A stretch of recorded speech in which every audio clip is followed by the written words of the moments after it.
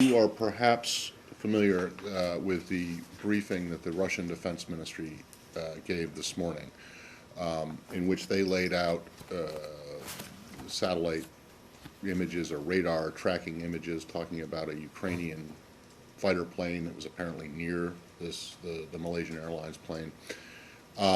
They also asked questions, a series of questions to you, meaning the U.S. government, to produce the documentation, the evidence that Secretary Kerry, Ambassador Power talked about, but didn't offer any, forensic evidence or at least intel evidence. How do you respond to that? Well, a couple points. You saw the Secretary yesterday speak very clearly about our assessment that this was an SA-11 fired from Russian-backed separatist-controlled territory. That we know, we saw on social media afterwards, we saw videos, we saw photos of the pro-Russian separatists bragging about shooting down an aircraft that they then took down. Once it became clear that it may have been a passenger airline. There is a preponderance of evidence at this point, both sort of out there in the public domain and also from our information, that points to the fact that there was a SA-11 launched from separatist-controlled territory. We assess, of course, that the Russian-backed separatists have this system, and one of the main reasons we have called for a full investigation is so we can get all the facts out there. So what I would encourage the Russians to do at this point is to push the separatists that are backed by their government to allow access, to allow investigators who are in Ukraine waiting to go into that area right now, and that's what I would call on Russia to do at this point. Right, but what they're saying is that they've put what they have out on the table, or at least they say they have. Well, I haven't seen any of that. Again, we've made an assessment based on a broad range of information. We know this was fired from Russian-controlled territory. It is our assessment, very strong assessment. This was an SA-11 that we know the Russian-backed separatists have. We, again, continue to gather more information and call on Russia to push the separatists to allow for a full investigation. How is it exactly that you know that it was fired from from separatist-held territory? Well, we have a great deal of information that the Secretary laid out yesterday, and I can go back through some of it today.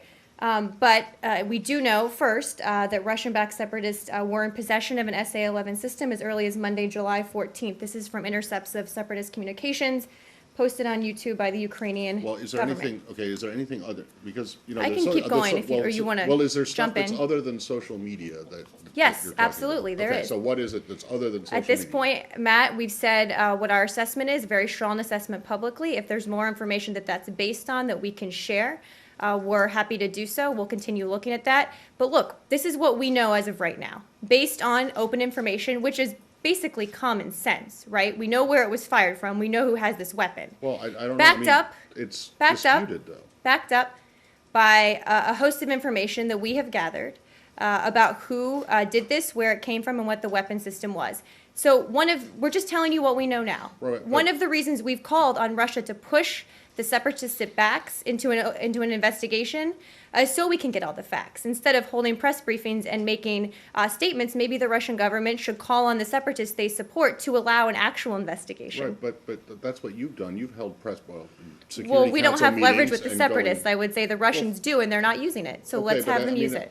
I think we're talking at cross purposes here. I'm asking you. Wouldn't be the first time. No, that's true. But I'm asking you, there's all you're willing to present publicly that backs up your version of the story, which may well be the correct version of the story, but all you have. May well be. Well, it may well be, but, I don't know. Because I haven't seen your evidence that shows that the missile was launched from rebel-held territory. But you're saying, so the only thing you're willing to put out publicly is the social media accounts. The social media. That's stuff. part of it. Right, but there is social media account that says that disputes that, or that claims to present a different version. So What would that version be, Matt? Well, I don't. There are many theories, but you're saying Most that all of which are those completely accounts, illogical. Well, I would but point out. all of the accounts that do not support your version of events are No. wrong, and all of the ones that do support it are right. Look, Is we that make what you're saying? assessments based on a variety of intelligence and a variety of information, some of which we can talk about publicly and some of which Well, we is there- can't. are you And we go- also, and look, if you just take a step back, right? We need there to be an investigation so we can get all the facts, period. But on top of that, we have public information, which is, of course, the easiest for us to talk about, Right. of the separatists bragging about having the system, bragging about the attack that took place, and then walking back from it when it became known that it was a passenger jet.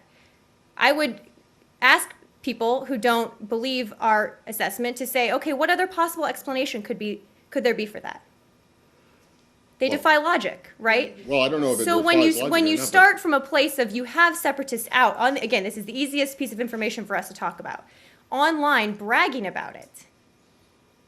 Start there and then work from there and work from all of the evidence we have that we are confident we know where it was fired from. We're confident we know what it was.